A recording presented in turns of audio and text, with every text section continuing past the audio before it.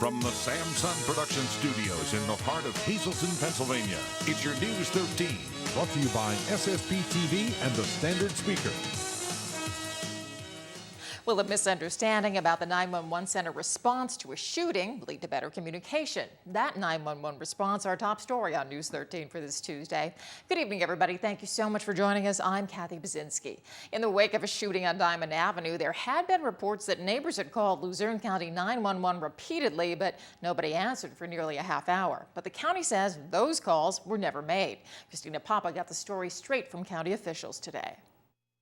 In an emergency situation, you dial 911, but what if you couldn't get through? That's what folks at the scene told Hazleton police the morning of the shooting on Diamond Avenue last week. 3 separate people told police they weren't able to reach 911, even getting a busy signal, while a man lay shot in the middle of the street. Hazleton police took those complaints seriously and found Luzerne County's records proved otherwise. We checked them against the calls that were placed to 911, and those numbers didn't come up. Luzerne County Manager Robert Lawton has looked through the call records and can't find a problem. If you call and the phone rings, even if you hang up before we answer the call, that number is in our system. We do callbacks, we track back, and we're able to keep a log of who called in. So who's to say those so-called 911 callers really phoned in? The statistics show that no calls came in before 2 a.m. for the shooting in Hazleton. Rosencrantz says that 10 people were on the floor and at least 3 of those people were answering phones the morning of the shooting. The records show 3 911 calls from the morning of July 5th. Each of those were answered immediately. Every call that came into 911 is logged, time-stamped, time recorded, tells whether it was answered, unanswered, and there's nothing to support or indicate that a 911 call went unanswered for a half an hour before this incident. If that's the case, the county says they're still taking this issue as an opportunity to make sure 911 dispatch is working appropriately. We always do our best to improve performance. Just the allegation that people would take it seriously certainly gives us pause. We're looking at how we use our staff, and we're looking at our schedules, we're looking at our equipment. Christina Papa, News 13, Wilkes-Barre. And state police investigating at a local school because while employees were on vacation, something very important went missing in the main office. Around $700 is missing from the safe in the main office of the 9th grade center in the Hazleton Area School District. Everybody left the office on the last day of school, and the office secretary went on vacation. Now, when she came back July 7th, the money was missing. Police believe the money went missing at some point between June 13th, which was the last day of school, and July 7th. Doesn't appear to be a forcible entry either into the building or into the office at this point in time. $700 in cash missing, primarily petty cash for minor building repairs. Some money, approximately $200 for textbooks that were lost. With the cooperation of the Pennsylvania State Police and the Hazleton Area School District Security Department, we will identify who's responsible and hold the individual or individuals fully accountable for this theft. And state police ask anybody with info regarding the incident to call the number at the bottom of your screen. Well, the Hazle Township Fire Department has a new firefighting weapon. Alex Sellen got to take a closer look inside the machine that could rescue you.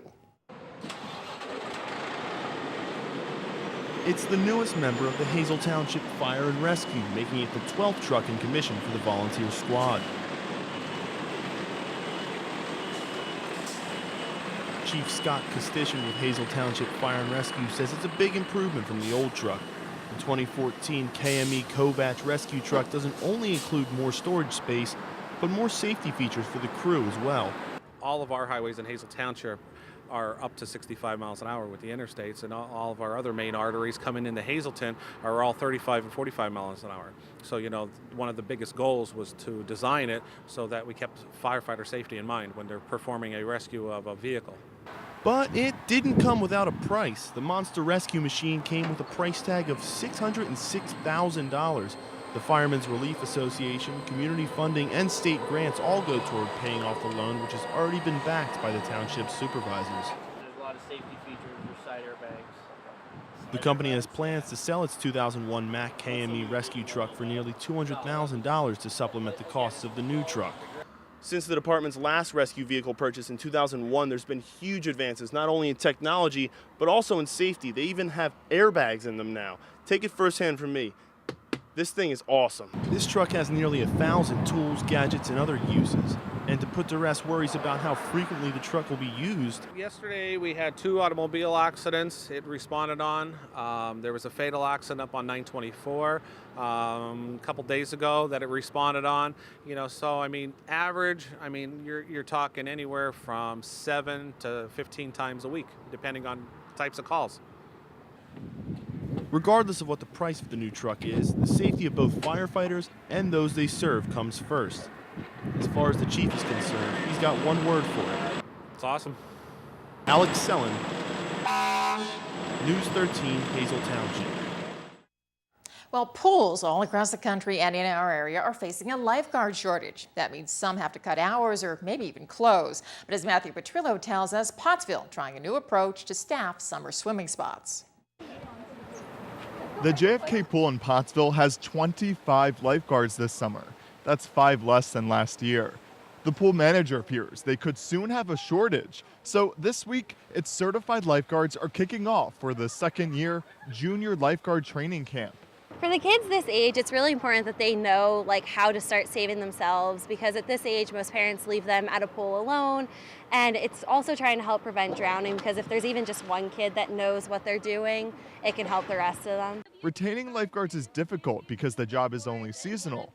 So the week-long program is supposed to get the lifeguard wannabes excited for what would be their first job when they turn 16. Just being able to learn early, and then once they take the real lifeguarding test, they'll be able to know what they're doing ahead of time. Christian Newton has been a lifeguard here at the JFK pool for 6 years. He says the kids will walk away knowing almost as much as certified lifeguards. They're able to assess the situation, be able to do an tube extension like you saw, and be able to save somebody effectively. And these kids are pumped for this hands-on, real-life experience.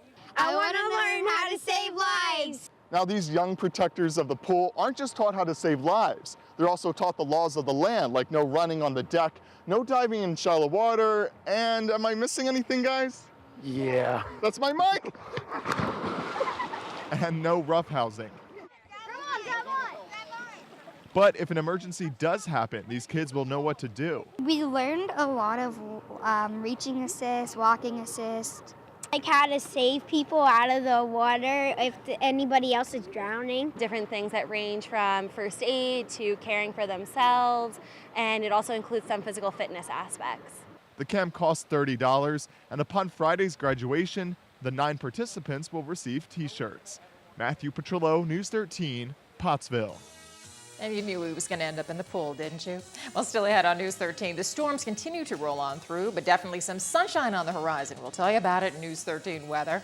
But first, a local girl turns an attic discovery into an effort to help others who need a leg up. We'll tell you her story when News 13 continues. Well, it started as a spring cleaning project in Schuylkill County that turned into a volunteer project and now turned into a summer-long volunteer project. As Matthew Petrillo tells us, teens in Minersville are collecting crutches for charity. Yeah. These girls just graduated from Minersville High in May, and they were gonna spend their summer relaxing and maybe volunteering here or there. We were just going to do some blood drives and, work at some food pantries and stuff like that over the summer. And then Katie says she got an idea. She read that Africa has a need for crutches, so she thought she'd hold a crutch drive with her friends. It turned out just a few jokes like, oh yeah, we should do this, and then one thing led to another, and we're so far into this, there's no way we can turn back now. Now they're using their summer to kick off the crutch drive. They've teamed up with Crutches for Kids, a nonprofit based in New York that provides crutches and canes to children in third world countries like Haiti, Ghana, and Nicaragua. These children, they need mobilization more than we can understand. I mean, if they don't have crutches and, they're an amputee or, they have a broken limb, these crutches, it really means the world to these kids. The girls are working with local businesses like the Schuylkill Medical Center and area post offices. Now, so far, the girls have collected about 16 pairs of the crutches. They're hoping to get about 200. And if you want to help them out, just check out one of their drop-off locations. They're all on our website, SSPTV.com. The drive itself is going to be 6 hours. So we're hoping to get a good outcome so we're not driving all the way to Connecticut just for 10 pairs of crutches, you know. They're also looking for more drop-off locations and say they appreciate any help they can get. The community involvement and just how much it's going to affect everybody else and the outcome. Like seeing the community reaction is so far my favorite part. I mean, like something like this, it just seemed to really open their eyes, and they really are responding quite well to this. They'll end the crutch drive July 28th at the Fuel Up gas station in Minersville. After that, they'll pack up their cars and drive to Connecticut in August to drop off the crutches. Matthew Petrillo, News 13, Minersville.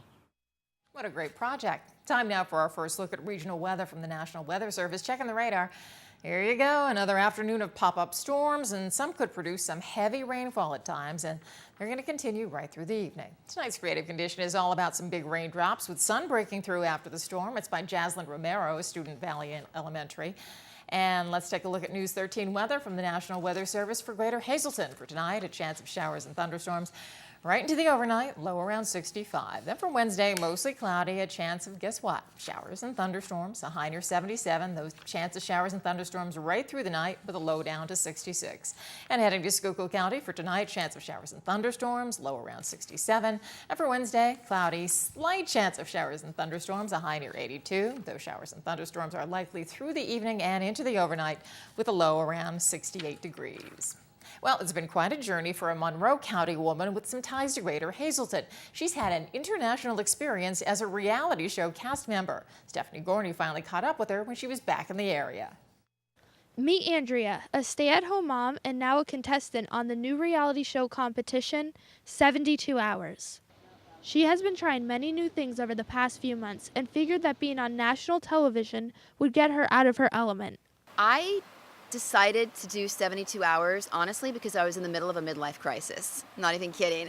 I had done the stand-up paddleboarding. I'm doing stand-up comedy, and then I figured, why not go on a competition reality show that would really push my limits and get me out of my comfort zone and challenge me.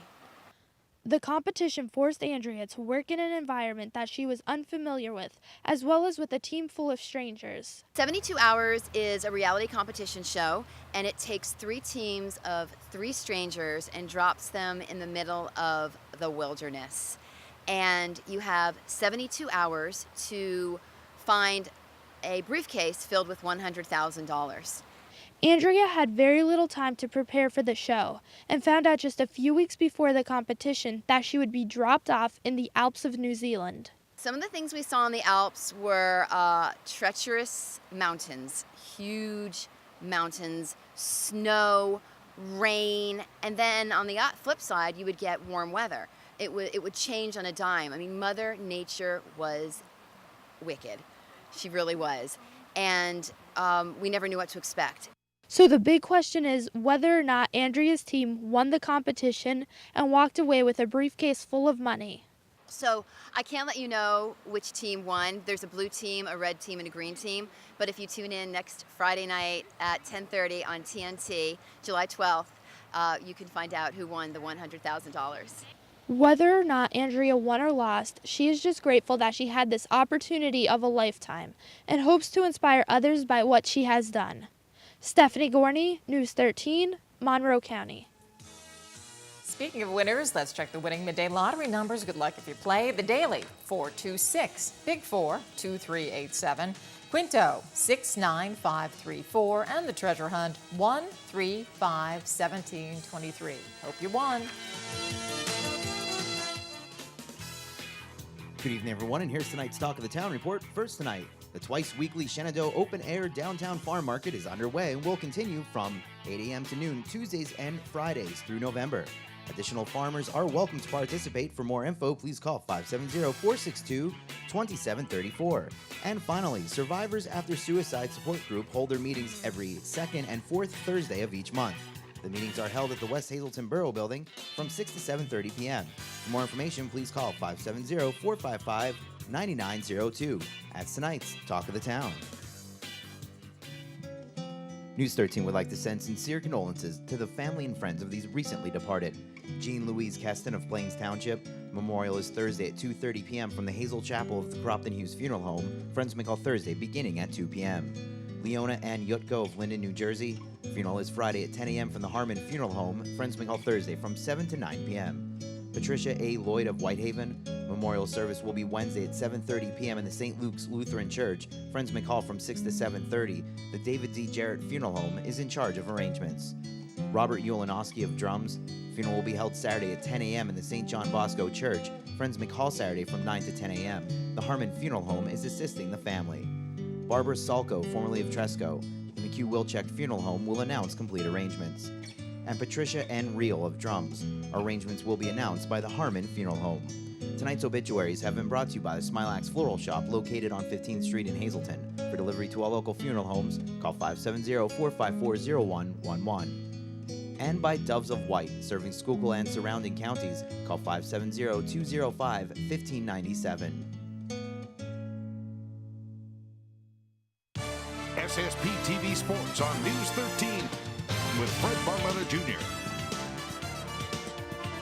Well, where could the next stop for Russell Kanzler be? That's the question right now. It seems hard to believe with a guy that's put up the kind of production he has, both at the AAA level and even in the major leagues, that somewhere somebody isn't going to take a shot on him. Well, could one of the possibilities be Yankee Stadium in the Bronx? Now, we don't know that, but in yesterday's New York Post, beat writer Joel Sherman, who's been following the Yankees for better than 20 years, well, he kind of thinks that's a possibility. According to Sherman in the Post, the Yankees could have an interest in Kanzler if he clears waivers. That'll be coming up. You have 10 days to do that. If no one claims him off waivers, well, then either he is going to be given his unconditional release or there would have to be a trade. So we will wait and see if the Yankees are going to be in the mix or not. Now, Sherman backs that up with some very interesting numbers. He's quick to point out that this is a very small sample, and it was last year when he was playing with the Cleveland Indians against left-handed pitching. You could see he had 28 at-bats, had a very respectable .393 average, and included in those 28 bats were 2 doubles and 2 home runs. And Sherman goes on to point out that that could be a potential complement to Lyle Overbay. Overbay swings from the left side and is very productive, but not so against left-handed pitching, and maybe Kanzler could be the answer. Now, while it was a little unnerving here in the Hazleton area to see Kanzler be given reassignment like this, his former teammate Kyle Landis was given his release by the Cleveland Indians. Now, there's a little bit to this one, of course. Landis's arm has been a problem all spring, so is his minor league career over? Well, right now, it's certainly done for the year. We take a look. There are his numbers career-wise in the minor leagues. You can see it's very respectable. So will he have a chance? Well, sources are telling me that the Indians are going to be looking to send him down to Puerto Rico in the Winter League and see if he could pitch then after giving the arm some rest. And if that happens, and he does go to the Puerto Rican League over the winter time, he's probably going to have one more shot to impress them and get an invite back to the professional level. Now, from the majors and minors, let's go to the local little leagues where there's a big game going to go place tonight down in Tamaqua. It's the championship for the 9 and 10 division. It's going to be Hazleton against Jim Thorpe Blue, taking place down at Tamaqua on a neutral field. It'll be getting underway in just a little bit. Now, in the 10 and 11-year-old tournament, you can see the results of games that were played. That's going to set up a Tamaqua Blue versus Valley East, and that's going to be taking place this weekend. That'll be down at Jim Thorpe. As far as games that took place last night, you can see that Anthracite knocked off Hazleton, and Franklin Township outlasted Tamaqua White. So what it sets up is Valley West playing Anthracite and Franklin Township taking on Talminzing. Well, the hottest team in the American League East, it's got to be the Tampa Rays. They are now hot on the heels of the Red Sox. Last night, Yuniel Escobar went yard. It was one of 2 big home runs. Beg Zobrist had another one. You see the one by Escobar right there. And Tampa Bay, 7-4 winners over the Twins. The Red Sox got beat out on the coast, so the Rays are pulled within 3 games of the Red Sox. Here's your schedule tonight. Tampa hosting the Twins again. Pirates got upended by Oakland and are in a little bit of a funk. The Yankees have lost 2 in a row. They'll go against the Royals. Mets are out in San Francisco. And the Phillies are creeping close to that 500 mark again. They beat the Nats last night. We'll see if they can do it again. In American Legion baseball, Luke Stawick was the winning pitcher, and he also helped his cause by knocking in 3 runs. TJ Chirico knocked in a bunch as well. Stripes and strikes, 10-0 winner over Mountaintop Post last night in American Legion baseball. And if you missed all the action down at Mountain Speedway this weekend, shame on you. They always bring us tonight's sports, and it's a good time for me to remind you that on Saturday coming up, the late model street stocks, factory stocks, 4 cylinders are all going to be in action again. The pits will open at 2, grandstand at 5, practice starts at 4, and racing at 6. Grandstand admission is $10. Kids 10 and under are free, and if you're an active military or you can show a student ID senior discount, you get $2 off. There's the website and the phone numbers. You could call them and get all the information on the excitement of racing down at Mountain Speedway. Well, it's tea time once again to help a local organization which helps some very special kids. Christina Papa headed to Edgewood in the Pines today to find out why golfers will be glowing about helping hands. They're hitting the greens to raise a little green for their organization. Friday, July 19th will be our 2nd annual Divots in the Dark, which is a night golf tournament that we created last year. It's a golf tournament to raise money for the little ones at Helping Hands. And if you didn't catch it, yes, players will be teeing off in the dark. Nighttime golf is not something you see a whole heck of a lot of, and we want to bring as many people down here. It's a great charity for a great cause, and it's a lot of fun. Last year's tournament was a swing and a miss for Helping Hands. The weather definitely was not on their side. Mother Nature did not agree with us. It rained it out twice. Helping Hands organizer Joelle Martinelli has plans to make this year's event bigger, better, and brighter. So we're keeping our fingers crossed for this year because we have giant media coming in, and they're going to be doing all sorts of uplighting and laser light shows up on the trees for the 4 holes that we're using. For golfers on the green today, hitting the ball in daylight is hard enough. I lose more balls in the light, so I'm sure playing in the dark would be as bad. Seeing in the dark is hard enough, and that's why Helping Hands will be pre-ordering glow-in-the-dark golf balls to help those players tee off for a hole-in-one. Don't worry about walking around in the dark. Helping Hands will supply glow sticks and necklaces to players who pre-register for the fun. But even if you don't want to play in the dark, there will still be plenty of fun to be had. For $30, you can come and just sit here in the lawn. We'll have chairs and tables all set up, and we're going to have a DJ here, so there'll be music just to sit and relax and dance and watch the flying golf balls. Golfers in groups of 4 can register with Helping Hands before the tournament. Joelle has her fingers crossed for good weather. She says she's looking forward to having fun on the greens in the dark. Christina Papa, News 13, Drums. And plenty more news and information headed your way on News 13. A Schuylkill County girl had a brainstorm while cleaning her attic. Now she's using that idea to help others. That story and much more when News 13 comes right back.